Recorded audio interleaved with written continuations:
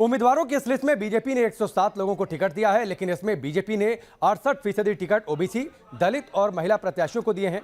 इतना ही नहीं, बीजेपी ने सामान्य सीट पर भी दलित उम्मीदवारों को टिकट दिया है। बीजेपी की इस लिस्ट को देखकर ऐसा लगता है कि उत्तर प्रदेश में पैदा हुए मौजूदा सियासी हालात को देखते हुए टिकट बंटवारे पर काफी मंथन किया गया और सोशल इंजीनियरिंग को ध्यान में रखते हुए टिकट बांटे गए हैं। रिपोर्ट देखिए।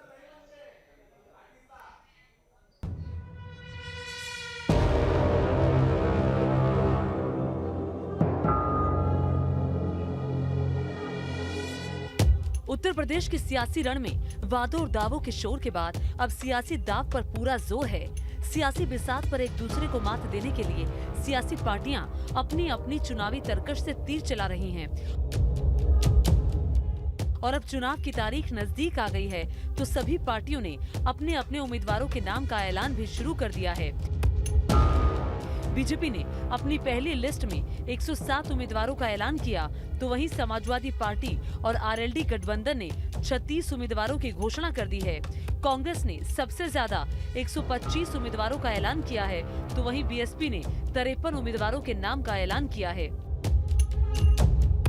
सभी पार्टियों के उम्मीदवारों की इस लिस्ट में सोशल इंजीनियरिंग का कैसे ख्याल रखा गया है, जातीय समीकरणों को साधने के लिए कैसा दांव चला गया है, वो भी देख लेते हैं। बीजेपी की पहली लिस्ट पर नजर डालें तो सबसे ज्यादा ओबीसी उम्मीदवारों को टिकट देकर बीजेपी ने ओबीसी कार्ड खेल दिया है। बीजेपी की लिस्ट देखें तो कुल 107 प्रत्याशियों में से 44 उम्मीदवार पिछड़ी जाति के हैं, 19 प्रत्याशी अनुसूचित जाति के हैं।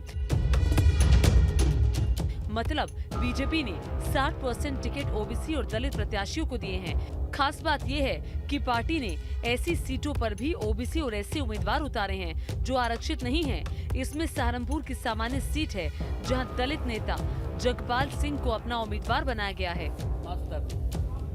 अनुसूचित जाति की वर्ग के मित्रों को भी लड़ाएंगे। सर्व समाज सर्वस्पर्शी प्रतिनिधित्व किया जाएगा।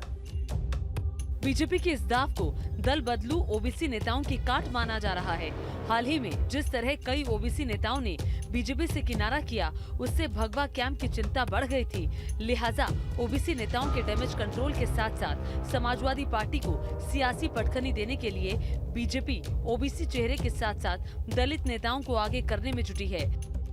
दलित ओबीसी वोट बैंक को साध कर ही पिछले चुनाव में बीजेपी सत्ता के सिंहासन तक पहुंची थी और अब जब हाल ही में बीजेपी से इस्तीफा दे चुके 14 विधायकों ने बीजेपी को पिछड़ा और दलित विरोधी बताया था, ऐसे में बीजेपी ने ज्यादातर सीटों पर ओबीसी दलित उम्मीदवारों को उतारकर बड़ा दांव चल दिया है।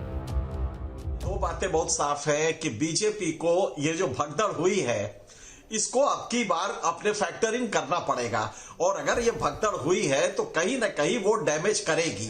लिहाजा आपको नए टाई अप करने पड़ेंगे। हो सकता है कि लास्ट मिनट पे जो सीटें आपने छोड़ी है उस पे कुछ नए टाई अप हो और वो टाई अप करके आप चाहेंगे कि वो जो लॉस होने जा रहा है उसको मेकअप करें, क्योंकि वो लॉस सब्सटेंशियल हो सकता है। लिहाजा बीजेपी को ये सोचना पड़ेगा। जहां तक दिनेश शर्मा का सवाल है, दिनेश शर्मा एक ब्राह्मण फेस है, डिप्टी सीएम रहे हैं, लिहाजा वो चाहेंगे कि पूरे इलेक्शन में उनको घुमाया जाए, इसीलिए अभी वो डिक्लेयर नहीं किया है क्योंकि वो लास्ट फेज में आएंगे। सेंट्रल यूपी में है तो सेंट्रल यूपी के लिए अभी जरूरत नहीं है देने की। हाँ, योगी का इसलिए दे दिया उन्होंने कि योगी के लिए कंफ्यूजन कोई ना रहे, योगी वहां से चुनाव लड़ेंगे। लिहाजा बाकी से पूरे इलेक्शन पर वो पूरे यूपी में घूम सकते हैं और अपने ही कॉन्स्टिट्यूएंसी में बैठने की जरूरत नहीं है। तो मेरे ख्याल से ये पर्पज रहा होगा। हाँ, एक बात जरूर है कि 60% अगर आपने दलित ओबीसी दिया है और कुछ सीटों पे दलित एक्स्ट्रा दिया है तो इसका मैसेज बहुत पॉजिटिव जाएगा कि हम दलित को न केवल रिजर्व सीटों पे बल्कि अन्य से जनरल सीटों पे भी कर रहे हैं। ये मैसेज एक पॉजिटिव जाएगा। अब बात एसपी आरएलडी गठबंधन की करें तो समाजवादी पार्टी और राष्ट्रीय लोकदल गठबंधन के तहत अब तक 36 प्रत्याशियों की सूची जारी की गई है। इसके तहत 26 सीटें राष्ट्रीय लोकदल को, जबकि समाजवादी पार्टी के हिस्से में 10 सीटें आई हैं। एसपी आरएलडी गठबंधन ने अपनी लिस्ट में 10 सीटों पर मुस्लिम उम्मीदवार उतारे हैं, यानी इस गठबंधन ने 28% सीटों पर अल्पसंख्यक उम्मीदवार उतारे हैं। आरएलडी की 26 सीटों की सूची में जहां 6 दलित, 6 जाट, 3 ठाकुर, 4 मुस्लिम, 3 गुर्जर, 3 ब्राह्मण और 1 पिछड़ा प्रत्याशी है, तो वहीं समाजवादी पार्टी ने 10 सीटों में से 6 सीटों पर मुस्लिम प्रत्याशी उतारे हैं। बाकी 4 सीटों में से 2 पर ब्राह्मण, 1 जाट और 1 दलित को टिकट दिया है। आंकड़ों के लिहाज से देखें तो समाजवादी पार्टी आरएलडी गठबंधन ने करीब 50% टिकट ओबीसी और दलितों को दिए हैं। ओबीसी और दलितों को ही नहीं, महिलाओं को टिकट देने के मामले में भी ये गठबंधन बीजेपी से पीछे है। समाजवादी पार्टी ने केवल 1 महिला को टिकट दिया है, जबकि बीजेपी ने 10 महिलाओं को टिकट दिया है। 10 महिला उम्मीदवारों में से 3 ओबीसी हैं और 4 एससी कैटेगरी से हैं। बीएसपी ने 3 महिलाओं को उम्मीदवार बनाया है। वहीं कांग्रेस की 125 की लिस्ट में 50 महिला उम्मीदवार हैं। यूपी के पिछले चुनाव से ये भी साफ हो चुका है कि महिलाएं किंग मेकर की भूमिका निभा रही हैं। वो जिस पार्टी पर मेहरबान हो रही हैं, उसे सत्ता तक पहुंचा रही हैं। लिहाजा बीजेपी को भी साइलेंट वोटर पर पूरा भरोसा है। और एक बार फिर से जातीय समीकरणों पर लौटते हैं और बीएसपी से कांग्रेस की पहली लिस्ट पर भी नजर डाल लेते हैं।